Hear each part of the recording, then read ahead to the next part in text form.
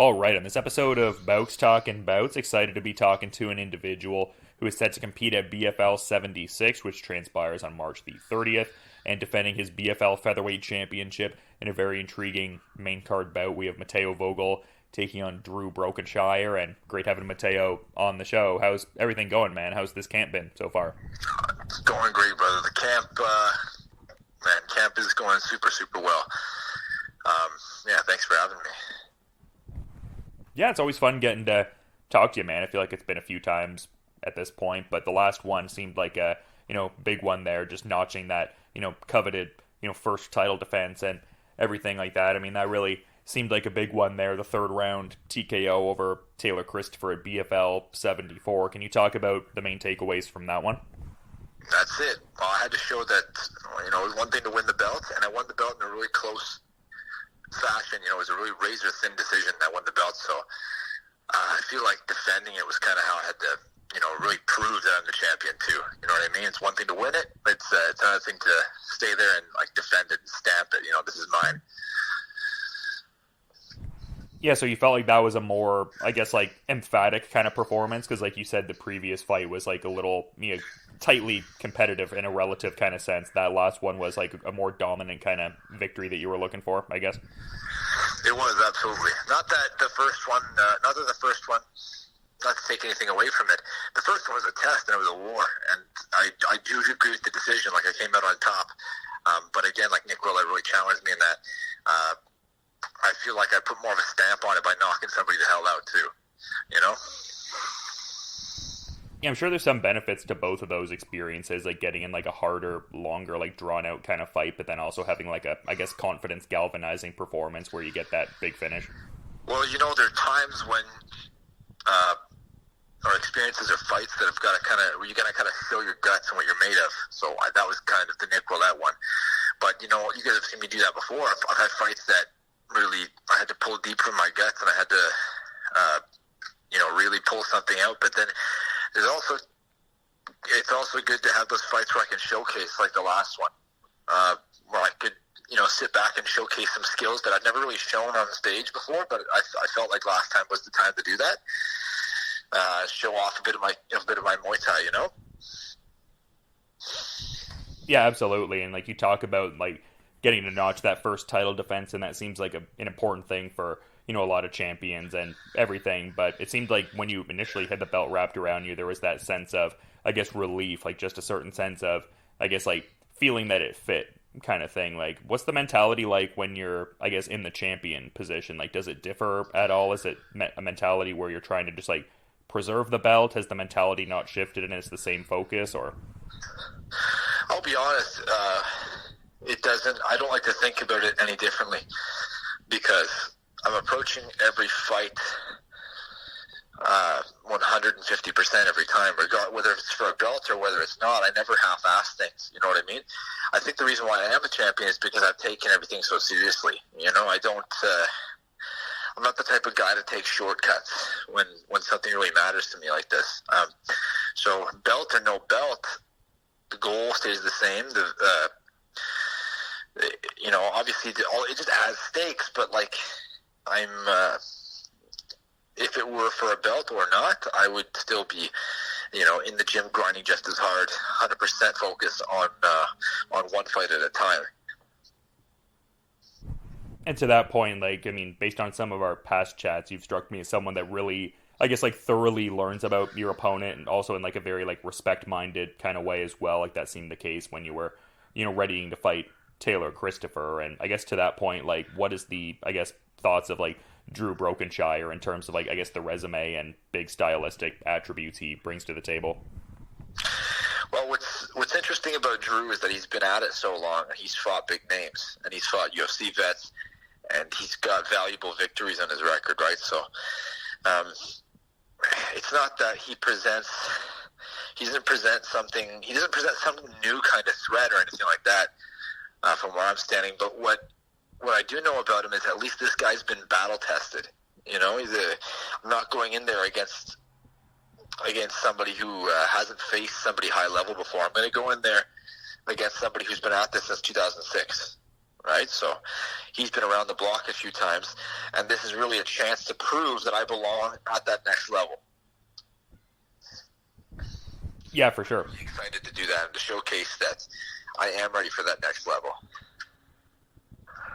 Yeah, and that's what this fight kind of, reads as to me. Like, it feels like a certain crossroads fight, and as far as, like, he has, like, the tenured kind of, like, veteran presence, I guess. But, like, for you, the benefit would be this would be, like, that bigger kind of win against someone who, I mean, like you were saying before, I mean, some of the names on his resume as I'm going through it, like Julian Erosa, Daniel Swain, Jeremy Kennedy. He's on a, 3-fight win streak, and he got a win over Andre Ewell through that stretch. So, I mean, yeah, definitely a guy who seems to be bringing a lot to the table. I feel like this would be the kind of win that could, like, vault you towards, whatever, like, a great next step could be. And I guess in that kind of context, like, what would that represent to you?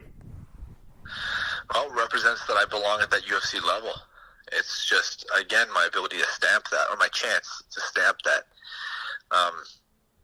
I've been going at this hard now. This is a lifetime in the making. And I'm really just grateful for this opportunity and excited for everything to unfold. I'm not feeling any kind of new jitters. I'm not trying to add any kind of new, I guess, like stress around this or try to. I'm looking at this the same way I do every fight, and the way I look at every fight is 150% focus. So. It is the opportunity to get maybe more high profile win, which is what I asked for last time. Not to take anything away from Taylor or Nick, but it's just I wanted a fight like this, and BFL agreed. Like I deserve somebody higher profile to really stamp it and show that I belong at the next level. And I'm kind of curious about this component because actually just before our call I was speaking with Jared Ravel, who also has a big title fight on this card, and I was asking his viewpoint on the whole Canada versus USA tagline for the event, and as far as if that emboldened a little something extra in the performance too, just kind of like viewing the bout as like, you're like an avatar for Canada in this situation, like you're representing the nation in this bout, for lack of a better way to phrase it. Like, what are your thoughts on all of that? Is that something that you factor in at all, or not so much?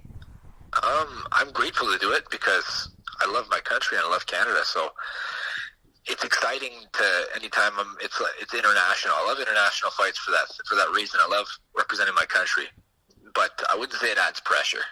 It's just more a little boost. I really I find it fun. I enjoy representing my nation.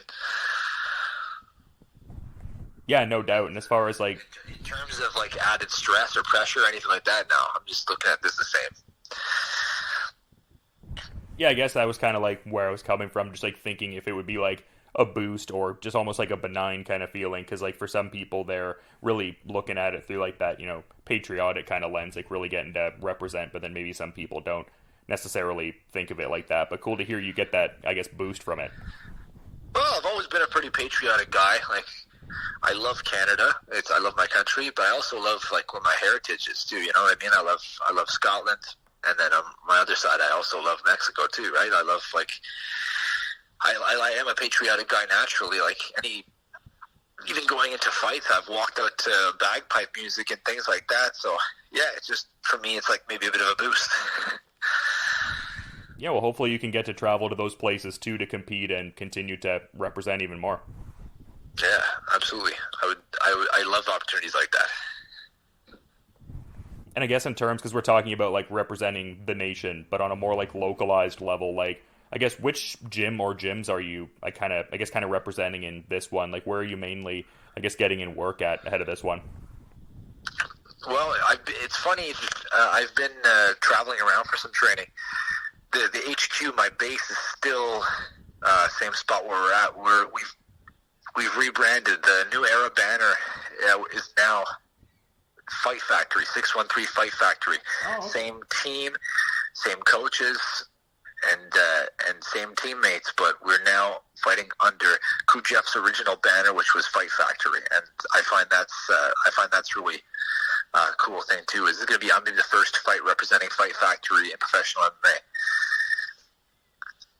That's awesome that it's like tied into, I guess, that like earlier part of the lineage. Like, was that kind of what led to that change, just like going back to the roots a little bit? I mean, I guess you're kind of like making an inference to what their motivation was, but was that it? I guess some ownership things happened, like they just switched over ownerships, and like it's now, you know, Jeff is heading it with Pete, my Professor Pete. So the two of them are heading it, and you know, we made some changes in the gym and things like that, but like the team remains strong. It's a really awesome energy we got going on right now in the training room.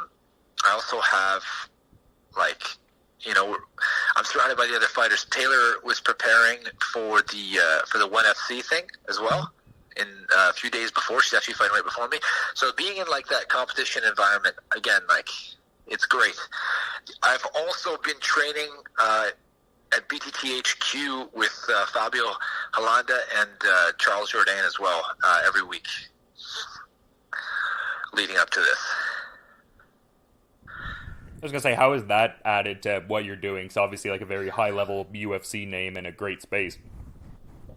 Absolutely, I'm getting a great push from Charles, and before that from his brother Louis as well, and as well as Diego too, and they've got like a solid room of jiu-jitsu guys afterwards too. Like, we do MMA practices in the morning, and then they've got like a lineup of black belts to train with right afterwards too. So going with the guy with the UFC experience, going with Charles, having someone that I can chase, it kind of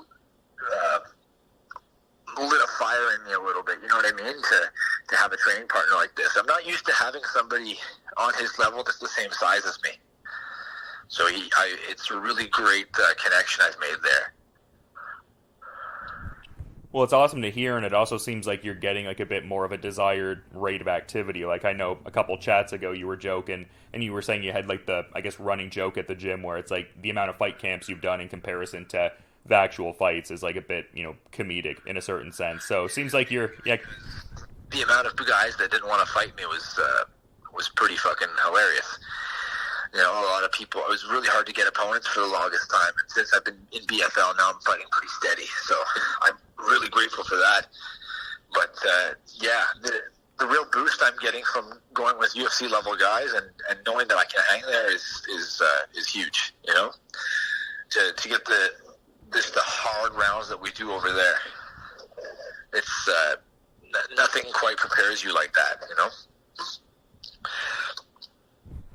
Yeah, I mean, it would seem like that would represent a desired quote-unquote, like, next step for you, like, not overlooking this particular fight, but, I mean, like, you're working with UFC guys and everything, like, is that kind of, like, the ideal landing spot, like, getting to compete in the octagon?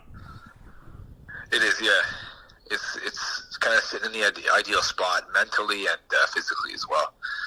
You know, to just know that I've gone around and done hard rounds with some of the better guys in the country, it's just... you're in a good place in your head at that point, you know? I also spent time over in Bowmanville as well for a few days. I was at Cal Samrit. I got to do a fair amount of drilling and sparring over there.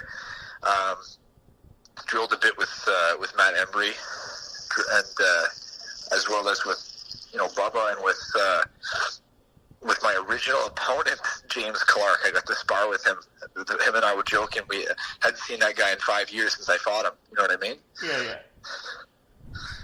Oh, that's funny. I mean, actually, now that you say that, I actually saw that photo going around, and that's fun. That's like pseudo my neck of the woods a little bit. Yeah, the Calcimerate guys are awesome, and just that whole like Rebel Alliance, like Big Country and like Muay Thai Whitby, etc. Yeah, that was awesome, and it was a great experience to spar with all those guys. They have a great room of, again, like guys my size. It's great to have a room of guys my size that can push me. And the thing is, like, Fight Factory, we have a great system. We have a super tough gym, and we have it's still my home and my HQ, but it's nice to be able to go with other featherweights and bantamweights, you know, and ones that can push me to that level. And to go with like James, for instance, it was fun to go at it with him for a few rounds, and in a way where we're, you know, there's no stress. We're just training and we're just having fun, you know. Yeah. No, that's awesome, man. It seems like you've gotten a ton of great looks, and I appreciate all the great insights you've provided, but, just in being mindful of the rest of your schedule for today, just wondering if there's any, like, maybe final parting thought you'd like to add as we're kind of wrapping up here, Mateo. I think I could say, like, I remember I told you guys last time I think I told you guys it was a combination of, like, years of hard work was the last fight, whereas this one's going to be, I think, a full technical display. I'm going to be able to show you guys, like, new levels of MMA. This is kind of just, I think this is the one that's going to propel me to that next level. I just feel it. Everything feels right. Everything's coming together, and I'm excited to showcase my entire skill set on March 30th. Yeah, it's going to be very intriguing to see if anyone's in that local area. Definitely grab those tickets for BFL 76. I mean, it's probably sold out now that I say that, but at the very least, double check. And if you're not in the immediate area, can check it out on UFC Fight Pass. And to reiterate, thanks so much for coming on the show and giving great insights, man. I'm looking forward to checking this out for sure. But until then, you have a good rest of your day there, Mateo.